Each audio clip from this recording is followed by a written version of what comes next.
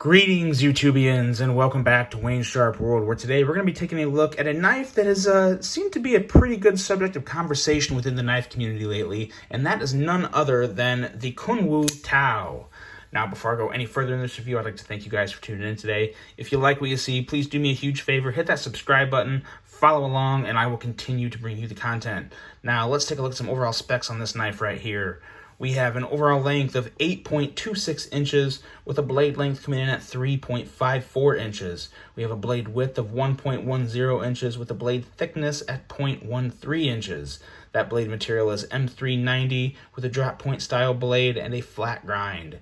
The handle length is 4.72 inches with a handle thickness coming in at 0.49 inches, a handle width coming in at 1.02 inches, and a handle material of titanium with a frame locking mechanism, as well as a right hand, left hand tip up carry. That clip is reversible, and we will talk more about that here in just a bit. We have a weight coming in at 4.51 ounces and a price. So the price on this exact knife here was $135. That was for the Kickstarter. This is a pretty new knife from a new designer. I don't know the actual manufacturer. I'm assuming this was made in China. Don't know exactly who made it. But yes, $135 for the Kickstarter, and from what I'm hearing, it sounds like they do want to start making regular production runs of this, somewhere in the $170 to $200 range. That's to the best of my knowledge, so don't hold me to it, but that's what I've heard, and from a pretty good reliable source. Let's take a look at some size comparisons, because this is a pretty big knife. I would definitely consider this a big knife. Let's put it up here next to the Benchmade Griptilian, as well as your ZT-0562. I think these are two well-recognizable knives, and as you can see, longer than the Griptilian, which is surprising. The Griptilian is not a small knife. Not quite as long as the 0562, but pretty comparable to it as far as overall size goes.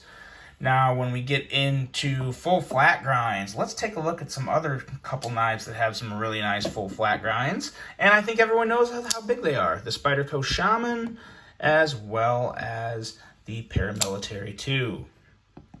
Spyderco always nails those full flat grinds. I mean, I don't think anyone can argue that. So as you can see, right in line with the Shaman. So I think that will give everyone right there a very good idea of the size of this knife. Now, let's talk about it, because this knife, in a lot of ways, there's nothing like crazy unique or anything that really jumps out to you. But the more you look at it, there are some nice details. Now, there's not a lot of details in the blade. The blade is very simple. It's a relatively big drop point blade with a really nice edge at anywhere from 16 to 17 thousandths from my readings, and a full flat grind. So while there's not anything super special with this knife, or with this blade in general, it's just a really good slicey working blade, and it looks great. I mean, in all honesty, guys, you take a blade like this, that's kind of like your beginning of making just a very, very nice knife, because then where you get unique and creative is with the handle. And they did do that here. I think they did a pretty good job with that. But yeah, there's really not a lot to say about the blade. I do like this flat right here, because it does give you a nice area to choke up on for that good detail work. You don't have like any type of annoying point or anything coming out. It's just nice and flat, really nice jimping on the spine. That's definitely worth pointing out. Really good functional jimping, so if you ever had to get up close for some detail work with this guy, you could definitely do that, and I wouldn't really worry too much about getting into that blade as long as you're careful. I do wish there was a little jimping there. That would make it really nice to get that good locked, secure pinch grip, but even as is, it's still something I would confidently do. I wouldn't be too worried about it. You just don't, you always want to be careful when you're working with a sharp tool. Never forget that. But yes, just a very simple, nice, slicey, hardworking blade. Now, going into the handle, though, things get a little different. You start to see a little bit of unique features. The first thing that really pops out to me is obviously the pivot collar. Now, the pivot collar, I don't know if it's anodized. I'm assuming this is not Damascus, because it didn't specify that. I'm assuming this is definitely anodized titanium would be my guess. So the pivot collar I really like. The pivot, I don't. The pivot, in all honesty, for me personally, aesthetically, the pivot is by far and away the biggest turnoff. I just don't like it. I don't think it's attractive at all. Let me know what you guys think as a whole. What do you think of the pivot on this knife? I just see such a clean, nice looking knife. That pivot just, it ruins it for me. I like the little pop of, Damascus looking anodization there. That's cool. That needs to go. Now the texturing on the handle, because there's a lot going on here with these handles. Now, first of all, while we're into the handles and ergos, the ergos are really good. I have no complaints. I feel no hot spots anywhere. Locks into your hand well the way it is, the way it's shaped. Just feels really, really good in your hand. I think big hands, small hands, and medium hands are going to like the ergos on this guy. But what they have going on here is two things. First, you have the contoured edges. So they're not smooth, but they are kind of, contoured and angled to where it'll fit. You definitely notice that in the ergos. It feels pretty good in hand. But then after they did that, they went in and did this milling around the ends. And that is nice. I really like that. And then on the flats, you have that orange peel finish. And I'm really glad I got to see this too, because I've never seen orange peel finish in person. And I wasn't sure about it. I always thought I was very iffy. I didn't know, but I like this. I do like it. I don't really have an issue with it. I think it is better than just, I don't know if it's better, but I like it just as much as just a smooth finish. So, and it gives it a little extra of potential to patina over time, I think. I think this may patina well. But yeah, like that, but I really love the milling along the contoured areas. It really does make a difference in grip. That little bit of, you can hear it. Very, very grippy. Not super grippy, but enough to where it does make a difference when you're holding on to this knife. So I like that a lot. It's a really nice detail they put into this. And definitely some added time. You can't, that's not a super quick thing to do. So really like what they did there. And overall, it just sits in your hand very well. Now the pocket clip I'm torn on. Because functionally, it's a great clip. Pocket retention's good. Ramp is good. No real hot spot there, not for me anyway. Don't really have anything bad to say about that. And the clip in general, if I'm looking at just the clip, I think it looks great. I really like the way this clip looks. As a matter of fact, I could put this clip on at least a handful of other knives I have, and I think it would look amazing. But for this knife, I don't know if it goes with the overall design language and just what you see from tip to bottom. I don't know if it really goes with it. It kind of looks out of place to me. It's not the end of the world, and it was kind of a random thing. I spent like a whole evening just fidgeting, holding on, just really studying this knife, and I don't think the clip looks that uniform with it. It looks odd because everything else is so different on the knife, if that makes sense. Again, this is something I can get over though, because it is a really nice knife. I can get over something like that. Because one thing they did, they kept it neutral, they kept it the same color, so that really does help. I'm talking purely just the lines and the design lines of it and how it matches with the rest of the knife. I don't think it goes completely good together. It doesn't have that synergy that really ties it together as good as I'm looking for. But this is another real big positive to it. It is reversible. You have the clip back here, the slot. You can just unscrew it, move it over, screw it back in, and good to go. So always like that. That's always a huge plus for me. And I'm not a lefty, but I'm reviewing knives for the entire knife community, not just right-handers. So it's really nice when I have a knife that you can change the clip position and it still looks good in either position. You don't have an annoying, ugly cutout.